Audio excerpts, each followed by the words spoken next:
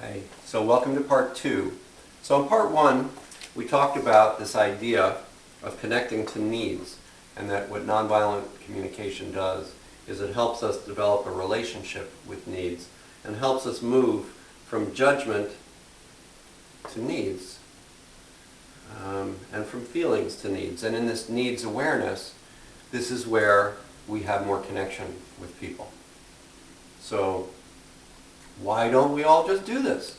Why don't we all just translate our judgments and then feel our feelings, move to needs consciousness, and live happily ever after? I've often asked myself this question, so I thought about it. And what occurred to me was that we're not actually taught to do this.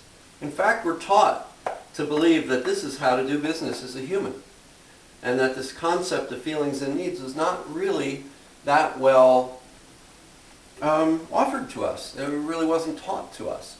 And in fact, the more I thought about it, the more I realized how much the training that we got was to the contrary of that. And one of the ways I like to demonstrate, or one of the recollections that I have that really drives this point home, was my first day of school. And I remember my first day of school because I didn't want to go. I just wanted to stay home. And nobody asked me if I wanted to go. And so when the bus pulled up, I was upset. I did not want to go. As a matter of fact, I don't think there was a cell in my body that wanted to be on that bus. And so I was feeling my feelings. I was so distraught and so upset and so clear that I didn't want to get on that bus and I didn't want to go to that school. That said, it didn't matter. All the clarity that I had did not matter. You can all guess where I went that day. The bus driver simply came over, put me over his shoulder, and on the bus I went. And he brought me to a place where I didn't want to go. It was a big building full of strange people. The grown-up in the front of the room I didn't even know, telling me what I was going to be doing. And I just remember that day so clearly because I did get a lesson that day. What I learned was that my feelings didn't matter, that my needs didn't matter.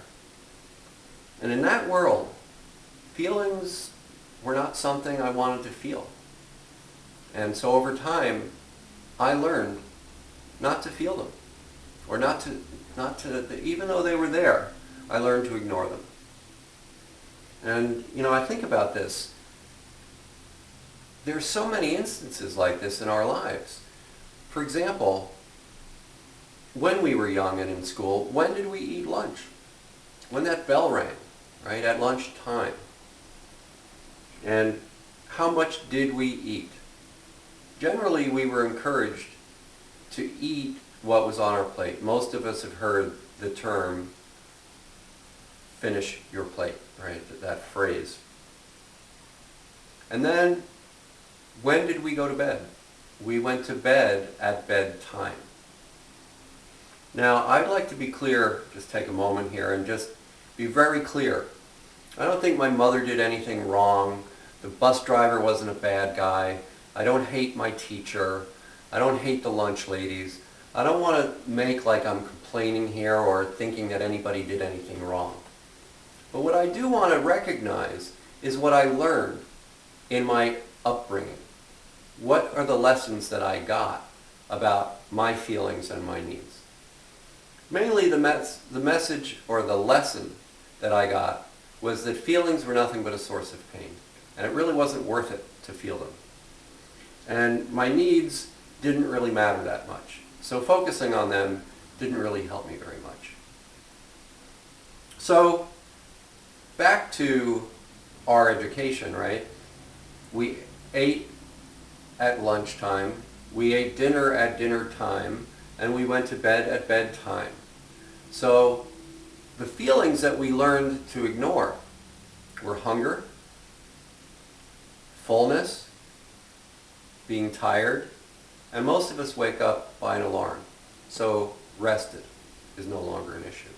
So what we learned was to not operate based on these feelings that are crucial, if you think about it, in terms of having a life. When am I hungry? When am I full? When am I tired? Where do I want to be? All these things are things that I learned to ignore. So of course, it is difficult to operate in a system that asks me to recognize my feelings and my needs. So a lot of the work that we do in nonviolent communication is to reestablish our relationship with these energies, to learn to feel my feelings again and to become aware of my needs again. And I like to say that it's good news and bad news. The bad news is that we learned to not feel our feelings. The good news is that they are there. As long as you're breathing and looking at this video, you have feelings.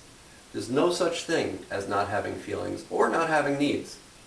Because as we all know, what we call somebody without feelings and needs, dead. So if you have a life, you got these.